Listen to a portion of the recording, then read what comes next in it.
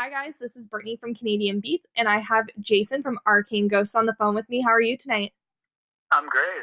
Awesome. Thanks for having me on the show. No, thanks so much for joining me. I'm sorry we couldn't get this last week. It's okay. Yeah, food poisoning got the Things better of happen. me. It's all right. So just to jump right in, tell us more about Arcane Ghosts. Like, who are you guys? How did you get your name?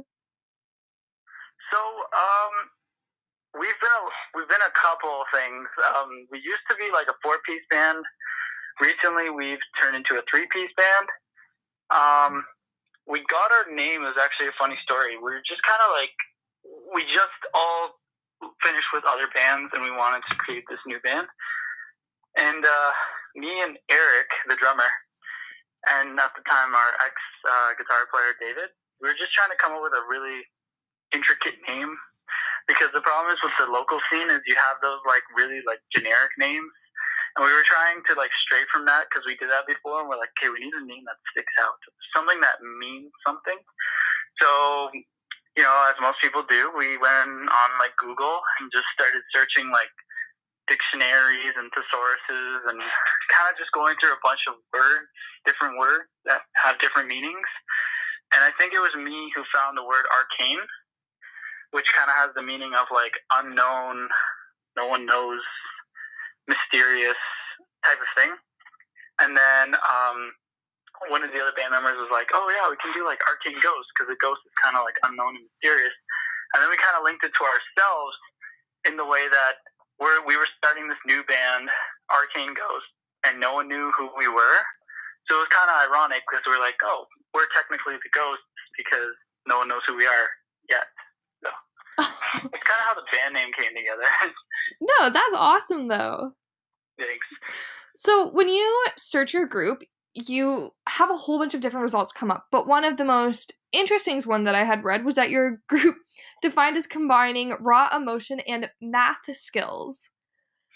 Yeah, like I think I can't remember when that was written or not, but I'm pretty sure they mean like math rock. Like it comes down to, we all have like a really, really range variety of music that we listen to and like to play. Like, I'll give you an example. For me personally, I like a lot of technical riffs, but also really, really like super catchy pop R&B vocal wise. So for me, like, I love playing like weird riffs, but also singing really, really catchy vocals and stuff like that. And Eric is more on a completely different spectrum. He's the more indie guy. He loves like indie rock and noise rock, and it really speaks in his drumming too, because it's a lot of weird patterns that normally wouldn't make sense. And for Matt's more, I would say he definitely has more of a background in like the rock, like 80s rock, 90s rock, which is something that we don't have. But he definitely has that background. So it's really cool when we put it all together. As you have probably heard from Petrified or Dissipate, the sound is really weird. Like, it's almost like it's, to the listener, it's very appealing to the ear because of those catchy vocals. But then if you really break it down, the instruments are really doing different things in a way. I don't know how to explain that. No, I definitely get it. It's like a big eclectic exactly. sound so together. Like, I'll come in and write the crazy technical rhythm and catchy vocals, and then I'll be like, all right, Eric, let's jam this one out. And we'll just kind of jam it. And then Matt will kind of come with that last little sauce to make it like perfect little things, the little leads here and there. So it was good. And then for bass, we didn't have a bassist. We still don't. We're not going to use a bassist anymore for now. And so when we were in the studio, it was kind of a cool thing where me and Matt were kind of bouncing off each other. We would make bass parts and kind of be like, what do you think of this? What do you think of this? So just a lot of different genres and elements in the writing. Yeah, but that always makes your music so much better, I think, when you can bring in all these different parts. Yeah, for sure. I mean, the music I listen to, I love when, you know, like all these different bands try out different genres or styles or even time signatures, weird stuff. Oh, for sure. So you guys recently released your new single, Petrified. Tell me more about the creative process behind this single. Well, this is another funny story. Some people might not believe it, some people will. Okay, so I'll give you a picture to put in your mind. So we're on our last day of recording at Sam Guiana's studio in Toronto. And so I think it was around like 3 p.m. And we were kind of going through all the songs. I think we tracked like 7 or 8 songs. And Petrified was not one of them. And we kind of we had 4 or 5 that we really liked, and then we couldn't really choose a last song. We felt like the other songs didn't really fit the album.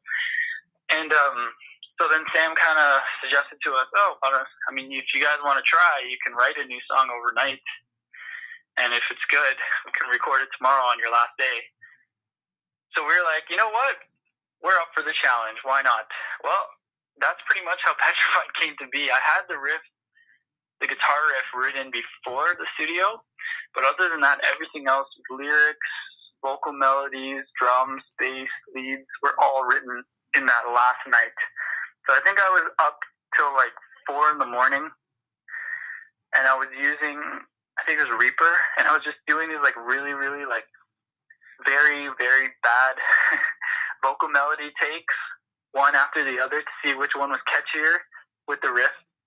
And pretty much after that, I woke up in the morning, and then we showed Sam what we had, and he was like, I can definitely work with this. And we kind of just started working at it, and it came to the point where, for us as musicians, it was definitely something that we haven't done, because it has that very, I don't want to say, radio feel, but it has that very, ear appealing to anyone who doesn't really listen to a lot of post-hardcore or pop punk, or someone who just listens to regular radio music would still enjoy it, because it's not, there's no really super, super technical stuff in that one song. It has a really, really, really infectious chorus. It has a very simple verse, and the lyrics were kind of from a weird place. So all the weird elements that we normally put in our songs is still in there, but it was almost that we kind of toned it down a little bit for that one song to kind of keep it so everyone can enjoy it and appreciate it. So in a way, it pretty much came together overnight. So that's such an awesome story, though. You're right that nobody would. You're gonna have some people who believe it and some who don't. Yeah, a lot of people are like, no way you wrote that one night. I was like, yeah, I remember. I didn't get sleep. Sometimes, though, I feel like it just comes natural. When you're really going with something, you're like, yeah, okay, this is great. Yeah, I think it's I can only speak for myself, but for writing and stuff, I tend to do a lot better under pressure. I don't know why. It's just kind of it's kind of all right, brain kind of puts you to the test, 110%, let's go. And it's just you kind of, and if you have too much time, you can kind of be like, oh, you know what, I'll take a break and come back to it, or, I'll do this and come back to it, and you kind of just get straight away. But when you're in the studio and you have a deadline, it's kind of just for me personally, it's kind of this is the time to push as hard as possible, be as creative as possible, figure out what's going to work and what's not going to work. That's just kind of, I guess, my drive. Yeah, that's definitely the opposite of me. I'm somebody, I need to prepare. So you're also currently working on your new EP, which is due out in early 2019. So what can fans expect from this? This is a good question. To be honest, it's a variety of sounds, but it all sounds like us. So to explain that a little bit more, it's kind of we really, really dive into a lot of different styles.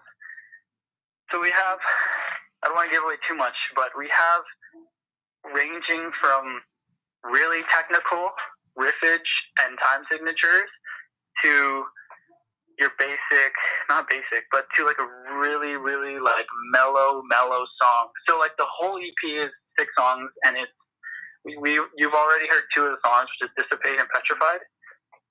Yes. We are going to try and release one more single before we drop. We'll probably release it before. We're not too sure yet. But the sound itself is kind of a mixture of I would say it definitely has pop punk elements. Definitely has some post-hardcore guitar riffing. And the weirdest one in there is probably R&B vocal styles. It's a really weird mix, and also EDM too. So it's a really weird mix. We really, really wanted to try something different here than, to what other local bands were doing, just so kind of we can stand out. And I really hope once it comes out, people are going to enjoy it. I definitely, we've showed a couple people close to us, and they've definitely said it's some of the, best stuff that we've written in our, we're not that old, but in our time. I mean, I've been doing it for like 10 years, but I don't want to sound, I'm not old at all. I'm like 23. Oh, So we're the same age. Like, well, when I was, 15, so. Yeah. I just feel like I've been doing music for so long, even though it's only been like maybe 10 years. Yeah. But for me personally, this is like a really, really big release that I want to be huge.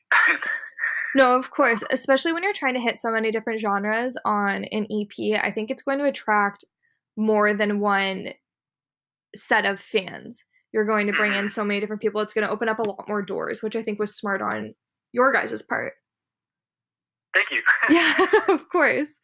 So yeah, it's just kind of like that feel of like, we got to try something new here, like we did the whole pop punk, post-hardcore, just those two genres, nothing else. And we kind of were just like, a lot of people are actually like falling out of that, liking that genre, just that one specific genre. So it's kind of like if you don't evolve with times, you get left behind in a way. Yeah, of course. Yeah. So other than your new EP dropping, what else can we expect from you guys in 2019? Okay. So since we've recently changed to a 3-piece, we definitely, I'll probably say hopefully, we definitely want to do a lot more shows, a lot more touring next year. That's definitely in the plans. Before it was always kind of hard because we never had a bassist, and we always felt like we needed one. And very recently, we've had like a member change between, the three of us. So Matt used to play lead guitar, and now he's going to be playing bass. So we don't have the absence of bass, but now it's going to be weird because we have the absence of lead guitar. But we're going to try the backtracking. I've heard good and bad reviews about it, but we definitely want to try it out because it's always such a pain to try and find a team last minute and be like, okay, I need you to learn this. And it's kind of like, as a band, the three of us, we know these songs at the back of our mind, but someone coming in and just learning them, they might not know the cues, and it might take them a little while to learn it. And we just that's kind of what happened this year. Other than us recording for like a couple, writing and recording for about good maybe 3 or 4 months, we wanted to play more shows. We did play shows, but we didn't play as many as we would like to. And I think that was one of the reasons why. It's kind of like we always felt like we needed a bassist to play with us. But we want to really stray from depending on, I don't want to say depending on other people, but depending on someone else to fill that void and just kind of be the three of us and enjoy it that way. And, just be able to play different cities. Like, we haven't played Ottawa in a long time. We haven't ever played the States. That's definitely on our books. We definitely want to try that if possible. So I would definitely say a lot more shows. What else? We are working on a music video for that third single I was telling you about. That one, we're still working all the kinks for the music video. We haven't shot it yet, but we're still running. Want to make it as big, like a really nice music video, really top quality storyline, actors, actresses. So it's kind of like it needs a little bit of time to plan out. And other than that, to be honest, probably more writing. As always, I think every band always stays the same, but you always have to be constantly writing, keep that creative juice flowing. It's kind of how it always is. Yeah, of course. Well, Jason, those were all my questions for you tonight. Thank you so much for jumping on the phone with me and talking to me more about Arcane Ghosts and what we can expect. It was great to know more about your band. Yeah, not a problem. Thanks for having me on the show.